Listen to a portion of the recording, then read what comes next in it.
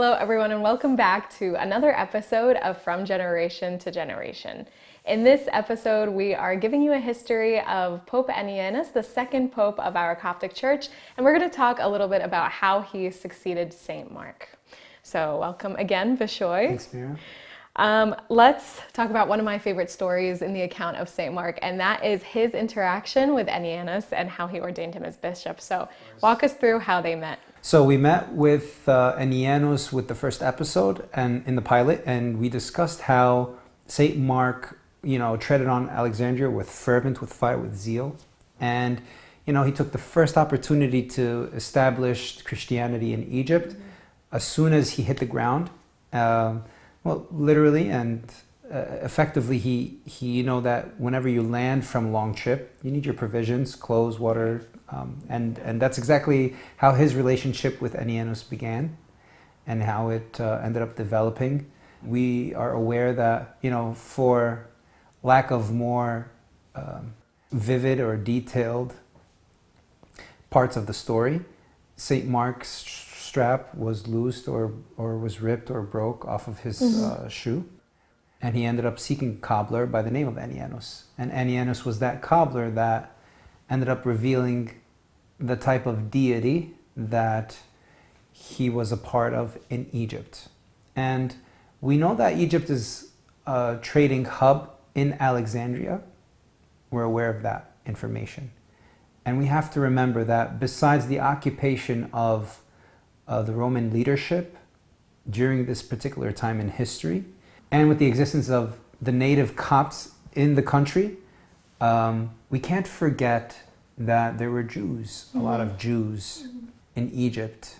I'm not saying Anianus was Jewish, but there is speculation to believe that he may have been Jewish because of his response to him being pricked by his tools as he was fixing St. Mark's sandal strap. So he was pricked and he hurt himself, and then he cried out, "O one true God," which was an indication that he was of some monotheistic religion that could be Judaism, could be paganism, influenced by Judaism. Right. But, yeah. Due to the lack of the information available, the commentators can really go wild on this one. Yeah, so Mark, in his extravagant evangelical nature, he healed Anianus's hand, and Anianus asked for the source of his healing power. Right.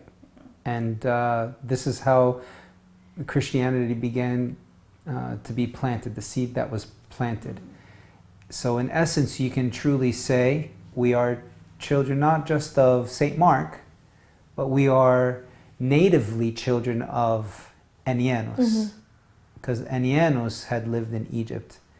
Anianus had become, like Timothy, for example, with St. Paul, the leader of Christianity in the area. Because St. Mark ended up traveling again back and forth. He had to recollect the accounts. He didn't stay in Alexandria ultimately. He had to ordain, for example, Anianus as bishop and the presbyters and priests before he left Alexandria at that time. So when that happened, that ended up taking away from St. Mark's time with Alexandria. Almost like St. Paul with his trips. He had his first, his second, and third trip across the Mediterranean peninsulas. St. Mark had his trips as well.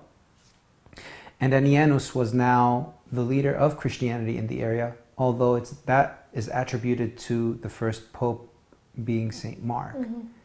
But ultimately, when you read between the lines, you can tell that St. Anianus was the founder of the Christian faith in Egypt, Alexandria, during this time, and set the rubrics for worship in Egypt. I can imagine he knew the tones of worship, how to sing the hymns, because it is said that some Coptic music are derived with a tone or undertone of Hebrew worship or Jewish worship from the temples. And that is now what tied that worship with what we were handed down also by the Copts in the area, because we use the language. And it intertwined into the type of worship we have today in our churches, using the Demotic Coptic language, which is the most modern form of Coptic in our Coptic language and hymnology and etc. But what we mean to say is St. Mark, although he may have learned how to speak Coptic, may not have been as familiar with it as St. Anianus. So we also pay obeisance to the fathership of St. Anianus for this reason. And yes, he asked for the source of this healing power, and in the nature of evangelism, St. Mark ended up baptizing St. Anianus and his whole family in St. Anianus's home, which is said to be where the Moseia, or the Patriarchate in Alexandria, is currently located. But this is also required to be proved by archaeological evidence, etc.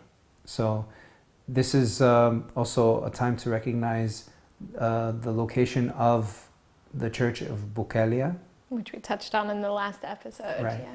It was like a hub. It was a Yeah. Christian hub for Alexandrians, you can say, because eventually there were churches that developed in the more remote locations of Christianity to that particular community. But the Bukalis church was very popular for being a patriarchate in Egypt. And its location was associated with the Portus Magnus. And this was, if you could translate, I believe it's in Latin, is the main or major port, which in Alexandria you needed because of the trade that came in and out of Egypt. And it was mainly established during the Ptolemaic dynasty, which we learned that was, I believe, 100 to 200 years BC, during the time of Cleopatra. And we're very familiar with the stories of Cleopatra and Mark Antony and Julius Caesar.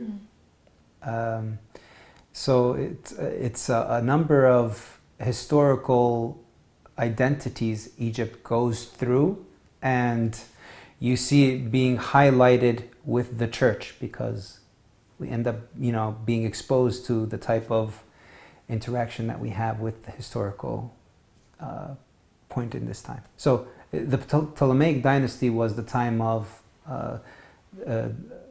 the era that Cleopatra and her brother and her father had ruled in during that time, around 1 to 2 centuries BC. So the Church of Bukalis had not only a spiritual but also a geographic significance because of where it was in Alexandria. So Pope Anianus, after he was entrusted to be the Bishop of Alexandria, of course he became Pope and succeeded St. Mark, right? But the church at the time was so young and so premature. What was Pope Anianus's role during a time when the church, had very little structure? Yeah, you could say it did, I guess. But it didn't prevent him from proceeding with the word, evangelizing, spreading it, at least in the location where he was ordained for. We learn about later popes that reached out to more remote countries to Egypt, but for the first couple of patriarchs, or we'll call them patriarchs until the 11th or 12th pope, into the 13th Pope Heracles, they were mainly maintaining the peace in the country, peace in the church that they served in. Besides maintaining the peace, the growth of the church in these locations. I can imagine that the pagan didn't just resist the acts of St. Mark the Evangelist. They probably saw it continuing and had built up a strife for Christians afterwards. And you could see that towards the behavior of the emperors that followed Nero, and what they stood for. Whether it was Marcus Aurelius or any of the other ones we'll mention with the coinciding popes that we can talk about at that time. But that was Pope Anianus's legacy, maintaining the peace and the beginning of the growth of that church that St. Mark had planted the seed. So maintaining the peace and encouraging the growth of the church in Alexandria. Yes. Just to give our listeners a little forward into our next episode, what can we say about the end of Pope Anianus's papacy and who succeeded him? It's written in the books that it seems as if Pope Anianus had died peacefully, which I guess due to St. Mark's papacy we see as something that was uncommon during the first centuries of Christianity. Right. Considering the martyrdom of Saint Mark. Yeah. Right. So we don't have really much to compare with, but Yeah. he reposed peacefully. I believe his papacy had not lasted more than 10 or 20 years. But nonetheless, whoever succeeded him was also a disciple of both Pope Anianus and, since it's within the same time frame, Pope Mark I. Mm-hmm. And he goes by the name of Pope Abilius.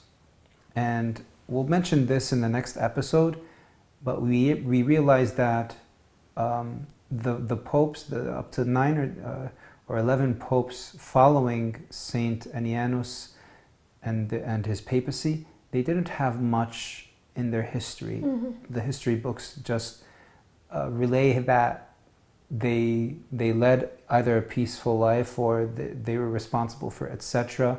And they reposed in the Lord after however many days and years or months in their papacy, until we meet a more significant figure like the Pope preceding Pope Demetrios, and we'll meet him in the 11th rank of papacy. He was the 11th Pope of Alexandria, the 10th see, or the 10th see of Saint Mark, because we know Pope Anianus is the first see. Mm-hmm. So when we get to this Pope, we can now expand on what happened with the popes and their stories shared with us in the history books at that point in time. And the popes between Pope Anianus and Pope Demetrius had much of the responsibility that Pope Anianus had, which is, maintaining the peace, promoting the growth of the church. Yes, and the Coptic people looked at them the same. Yeah. The Coptic people loved them, they grew fond of them, they drew close to them. We saw them almost as a father figure Right. for the church. Almost, you could say that we see the Pope today the same way. The same way. Mm-hmm. Right? Yeah. But we're going to talk about, with Pope Abilius, we could briefly say that he shepherded Christians not only in Egypt, but he was able to expand the diocese of Coptic Christianity to the 5 western provinces, a section of Libya and Sudan.